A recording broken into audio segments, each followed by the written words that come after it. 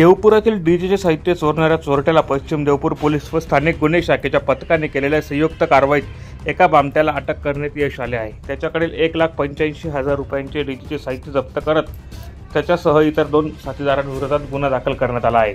गणेश राजेंद्र मराठे वय 23 वर्ष राहणार नगावबारी देवपूर याला अटक करत त्याने ही चोरी त्याचे 2 साथीदार विशाल मालचे व अजय वडार यांच्या मदतीने केल्याची कबुली दिली आहे। विशाल व अजयचा शोध पोलीस करत आहे। सदरची कारवाई जिल्हा पोलीस अधीक्षक श्रीकांत दिवरे, अप्पर पोलीस अधीक्षक किशोर काळे यांच्या मार्गदर्शनाखाली स्थानिक गुन्हे अन्वेषण शाखेचे पोलीस निरीक्षक श्रीराम पवार व पश्चिम देवपूर पोलीस ठाण्याचे सहाय्यक पोलीस निरीक्षक तुषार देवरे यांच्या नेतृत्वात पथकाने केले आहे। प्रतिनिधी सुनील निकम, माझा महाराष्ट्र न्यूज, धुळे।